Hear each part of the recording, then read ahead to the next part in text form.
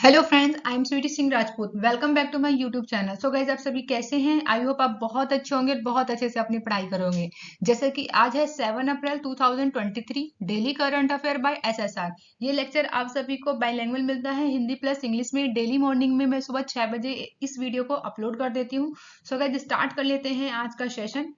आप सभी को कमेंट बॉक्स में लिखना है जय हिंद जय Bharat. Okay guys, thought of the day है गाइज आज का। निगाहों में मंजिल साथ थी, बार बार गिरे मगर गिर कर संभलते रहे। हवाओं ने कोशिश तो बहुत की मगर हम वह चिराग थे जो अंधियारों में चलते रहे। तो इसी विचार के साथ, इसी थॉट के साथ स्टार्ट कर लेते हैं सेशन। जैसे कि आज है 7 April 2023, daily current affair by SSR. Okay, first question है गाइज आप सभी के सामने। राष्ट्रीय समुद्री दिवस कब मनाया जाता है? When is national maritime day celebrated? तो गाइज ऑप्शन है यहाँ पे, करेक्ट ऑप्शन इज सी, यानी कि 5 अप्रैल को राष्ट्रीय समुद्री दिवस मनाया जाता है। बात करेंगे अब हम लोग नेशनल मैरीटाइम डे के बारे में। इस साल भारत अपना 60वां समुद्री दिवस मना रहा है। भारत में सबसे पहले राष्ट्रीय समुद्री दिवस 5 अप्रैल 1964 को मनाया गया था। लेकिन अगर मैं बात करूं कि किस वजह से मनाया गया था, तो 5 अप्रैल 1919 में इसकी शुरुआत की गई थी। कैसे? तो Scindia steam navigation company limited की पहली नौका एसएस लॉयल्टी के समुद्र उतारने से हुई थी, जिसे देश का पहला स्वदेशी जहाज भी कहा जाता है। इसलिए 5 अप्रैल 1964 से इसकी शुरुआत कर दिया गया कि नेशनल मैरीटाइम डे मनाया जाएगा। तो इस साल 60वां मनाया जा रहा है समुद्री दिवस। बात करेंगे यहाँ पे राष्ट्रीय समुद्री सप्ताह की, जो कि 2023 की थीम है, शिपिंग में अमृतकाल। ओके गाइज, ये इसकी थीम है इस साल की। अगर बात करें तो शिपिंग में अमृतकाल का मीनिंग क्या है, क्योंकि अब हमारे स्वतंत्रता के कितने हो गए, 75 साल हम लोग सेलिब्रेट कर रहे हैं। उसी में अब जब हमारे 100 ईयर कंप्लीट हो जाएंगे स्वतंत्रता के, तो इसीलिए हम लोग 25 साल पहले ही इस चीज के लिए मना रहे हैं अमृतकाल महोत्सव के रूप में। ठीक है गाइस, तो मैंने ये सारी बातें आप सभी को बता दिया। सेकंड क्वेश्चन है आप सभी के सामने। इंडिया जस्टिस रिपोर्ट 2022 के अनुसार न्याय तक पहुंच प्रदान करने वाले राज्य और यूटी की सूची में सबसे ऊपर कौन सा राज्य है? According to the India justice report 2022, which state has topped the list of state providing access to justice and UT? तो गाइस करेक्ट ऑप्शन है यहाँ पे ऑप्शन डी, यानी कर्नाटक।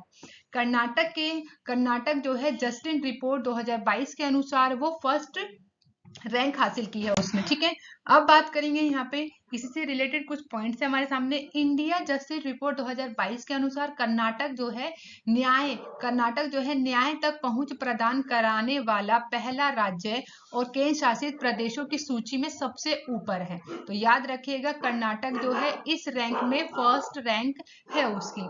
अगर मैं बात करूं इसमें पैरामीटर क्या क्या थे, तो इस अध्ययन के लिए न्याय प्रदान करने के लिए 4 पिलर्स थे, 4 स्तंभ थे, जिनके जो कि है, पहला है पुलिस, सेकंड है न्याय तंत्र, थर्ड आपके सामने है जेल, और फोर्थ है कानूनी सहायता। तो ये इसके 4 पैरामीटर थे। इन 4 पैरामीटर के अनुसार जो है इंडिया जस्टिस रिपोर्ट 2022 के अनुसार कर्नाटक जो है सभी के राज्यों में और केंद्र शासित प्रदेशों की सूची में सबसे ऊपर है। ओके, बात करेंगे यहाँ पे हम लोग। रिपोर्ट के अनुसार दिसंबर 2022 तक 1108 स्वीकृति पद की तुलना में उच्च न्यायिक केवल कितने हैं हमारे पास? 778 न्यायाधीशों के साथ काम चल रहा है, अभी भी काम कर रहे हैं लोग इतने। और वहीं बात करूं मैं सेकंड पॉइंट की, जिसमें 24,631 न्यायाधीशों की स्वीकृति पद की तुलना में अधीनस्थ अदालतों यानी कि 19,228 न्यायाधीशों के साथ काम कर रहे हैं। अगर मैं बात करूं नेक्स्ट पॉइंट की, तो केरल और उड़ीसा के उच्च न्यायालयों में उच्चतम मामला निपटान दर की बात करूं तो केरल में कितना है, तो केरल में है 156 प्रतिशत है, वहीं उड़ीसा की बात करूं तो 131 है। जबकि राजस्थान की बात की जाए तो उच्च न्यायालयों में कितना है, 65% है। और वहीं बॉम्बे की बात करें, मुंबई की, तो वहां पे 72% के साथ है, वो सबसे कम। ठीक है, बात करेंगे यहाँ पे हम लोग नेक्स्ट पॉइंट की। तो बड़े राज्यों में न्याय वितरण के मामले में 1 करोड़ से अधिक आबादी वाले 18 बड़े और मध्यम आकार के राज्यों में कर्नाटक पहले स्थान पर है। तो याद रखिएगा, यहाँ पे पैरामीटर जो रखा गया है, 1 करोड़ से अधिक आबादी वाले 18 राज्य और मध्यम आकार के राज्यों में कर्नाटक जो है पहले स्थान पर है, जिसमें पुलिस, न्यायिक, जेल और कानूनी सहायता को शामिल किया गया है। सेकंड पॉइंट है यहाँ पे तमिलनाडु दूसरे और तेलंगाना तीसरे नंबर पर है। उत्तर प्रदेश की बात की जाए अगर, तो उत्तर प्रदेश जो है 18वें स्थान पर है, जो कि सबसे निचले पायदान पर है। ठीक है, बात करेंगे नेक्स्ट पॉइंट की, जो कि छोटे राज्यों में सिक्किम जो है वो 1 करोड़ से कम आबादी वाले 7 छोटे राज्यों की सूची में पहले स्थान पर है। उसके बाद है अरुणाचल प्रदेश का स्थान रहा है, गोवा जो है 7वें स्थान पर है, सबसे नीचे पायदान पर है। तो ये सभी बातें थी यहाँ पे। ठीक है, तो इन सभी बातों को आप याद रखेंगे। बात करेंगे यहाँ पे नेक्स्ट क्वेश्चन की, जो कि थर्ड क्वेश्चन है, भारत और किस देश के बीच संयुक्त कार्य समूह की पहली मंत्री स्तरीय बैठक आयोजित की गई है? तो गाइज यहाँ पे करेक्ट ऑप्शन होता है, मैं एक बार रीड कर देती हूँ इंग्लिश में। The first ministerial level meeting of joint working group has been organised between India and which country?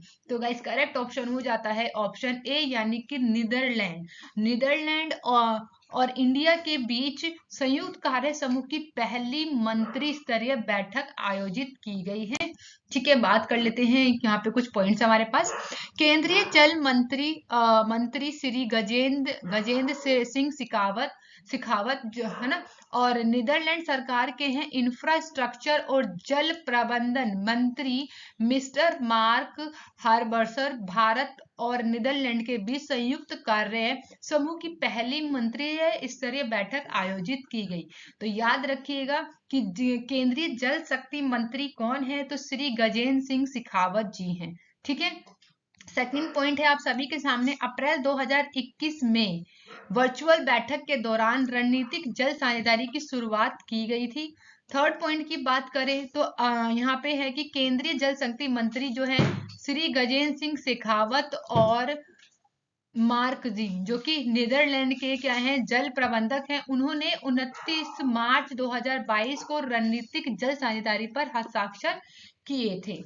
Okay sorry guys, बात करेंगे यहाँ पे नेक्स्ट पॉइंट की। तो यह साझेदारी जो है द्विपक्षीय जल सहयोग का विस्तार करने के लिए आवश्यक प्रोत्साहन, मैं यहाँ पे पेन चेंज कर लेती हूँ जरा जल सहयोग का विस्तार करने के लिए आवश्यक प्रोत्साहन प्रदान करती है और वर्तमान व भविष्य की पीढ़ी के कल्याण और सतत विकास के लिए सतत विकास लक्ष्यों, जल सुरक्षा, पानी की उपलब्धता, पानी की गुणवत्ता के महत्व को पहचानने के लिए भारतीय और नीदरलैंड सरकार के बीच एक संयुक्त प्रयास किया गया है। तो इन सभी पॉइंट्स को आप याद रखेंगे कि ये जो साझेदारी जो हुई है, द्विपक्षीय वार्तालाप हुई है, इसमें किन चीजों के ऊपर ध्यान रखा जाएगा। ठीक है, बात करेंगे यहाँ पे नेक्स्ट पॉइंट की। ओके, नीदरलैंड विभिन्न जल संसाधन परियोजनाओं में उत्तर प्रदेश, दिल्ली, गुजरात, पंजाब, पश्चिम बंगाल, तमिलनाडु, केरल, महाराष्ट्र सहित विभिन्न राज्य और नगर पालिकाओं के साथ जुड़ा हुआ है। ठीक है, ताकि वो पानी की सुरक्षा और पानी की उपलब्धता पर और पानी की गुणवत्ता के महत्व को बचाए रखें, है ना, इसीलिए ये इस परियोजना का शुरुआत की गई है। ठीक है, बात करेंगे यहाँ पे फोर्थ क्वेश्चन की, चीन ने किस राज्य की 11 स्थानों के नाम बदलने की घोषणा की है? China has announced the renaming of 11 place of which state? तो गाइस करेक्ट ऑप्शन है ऑप्शन बी, अरुणाचल प्रदेश। अरुणाचल प्रदेश राज्य जो है भारत का है और इसे चीन ने इसके 11 स्थानों के नाम बदलने की घोषणा की है हाल ही में। बात करेंगे यहाँ पे इसी से रिलेटेड कुछ पॉइंट्स हैं। चीन के नागरिक कार्य मंत्रालय ने अरुणाचल प्रदेश में 11 स्थानों के लिए नामों को बदलने की सूची जारी की है।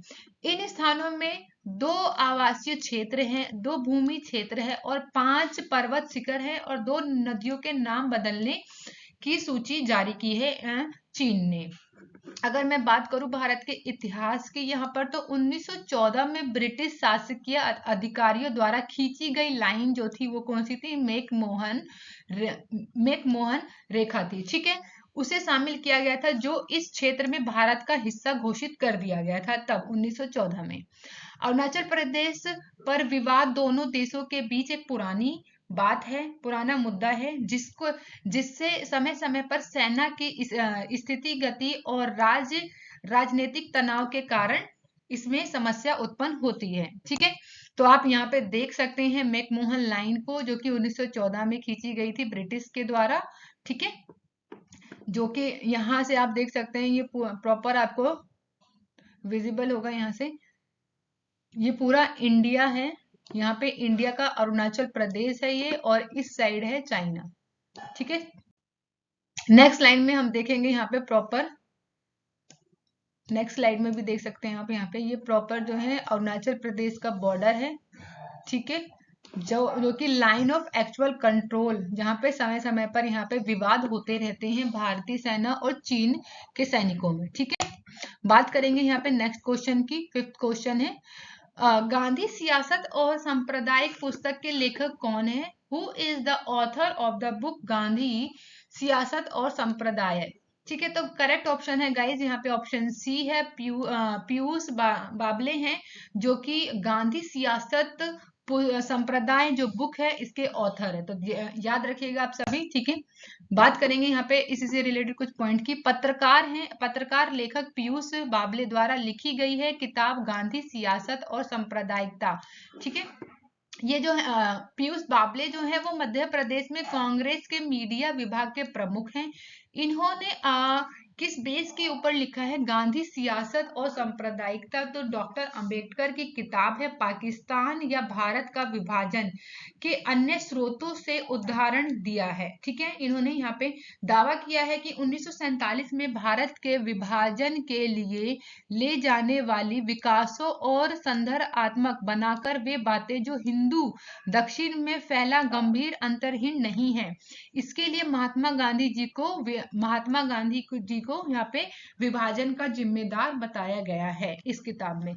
तो उसी के बेस पर इन्होंने इस किताब को लिखा है। गांधी सियासत और सांप्रदायिकता के कुछ उदाहरण दिए हैं इसमें, ठीक है। इस बात करेंगे यहाँ पे नेक्स्ट क्वेश्चन, जो कि 6th क्वेश्चन है आप सभी के सामने। हाल ही में सरकार ने किस राज्य की सभी ग्राम पंचायतों में सोशल ऑडिट सफलतापूर्वक आयोजित किया है? तो किस राज्य में किया है? Recently, the government has successfully conducted social audit in all gram panchayat of which state? Guys मैं यहाँ पे आप सभी से क्वेश्चन पुट अप करना चाहूंगी। आप सभी को बताना है कि हमारे संविधान में ग्राम पंचायत का जो आर्टिकल है वो आप सभी को कमेंट बॉक्स में बताना है, ठीक है, कि किस आर्टिकल में डिफाइन है, ओके। ग्राम पंचायत, ओके। तो यहाँ पे गाइस करेक्ट ऑप्शन हो जाता है option A, Jammu Kashmir.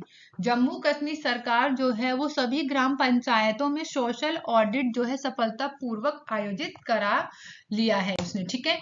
7th question है गाइस आप सभी के सामने। हाल ही में किस बैंक ने व्यापारियों के लिए डिजिटल दुकान व्यवसाय प्रबंधन समाधान पेश किया है? Which bank has recently introduced digital shop business management solution for merchants? तो गाइस करेक्ट ऑप्शन है यहाँ पे ऑप्शन बी, एक्सिस बैंक ने व्यापारियों के लिए डिजिटल दुकान व्यवसाय प्रबंधन समाधान पेश किया है, ठीक है। 7th क्वेश्चन अगेन अब हम आते हैं 8th क्वेश्चन पे। हाल ही में कौन सा देश अमेरिका से हेलीफायर मिसाइल और MK टोरपीडो खरीदेगा? Which country will buy Hellfire missiles and MK torpedo from America recently. तो गाइस करेक्ट ऑप्शन है यहाँ पे 8 का ऑप्शन सी इज करेक्ट है यहाँ पे। इंडिया, इंडिया जो है इंडिया जो है अमेरिका से हेलीफायर मिसाइल और एमके टोरीपोडा को खरीदने वाला है, पिडो को। ओके, अब बात करते हैं यहाँ पे इससे रिलेटेड कुछ पॉइंट है। तो अमेरिका से हेलीफायर मिसाइल और एमके लाइट वेट टारपीडो को खरीदने के लेकर बात जो चल रही थी, वो उसका अंतिम चरण अब यहाँ पे आ गया है। उसी में ये जो मिसाइल है, इसका इस्तेमाल करते हुए अमेरिका ने अगस्त 2022 में अलकायदा के सरगाना अल जवाहरी को ढेर किया था, इसी मिसाइल से। ठीक है, बात करेंगे यहाँ पे नेक्स्ट पॉइंट की। तो भारत अपने दुश्मन देशों से निपटने के लिए अमेरिका से ये बड़ी डील कर रहा है, और भारत जो है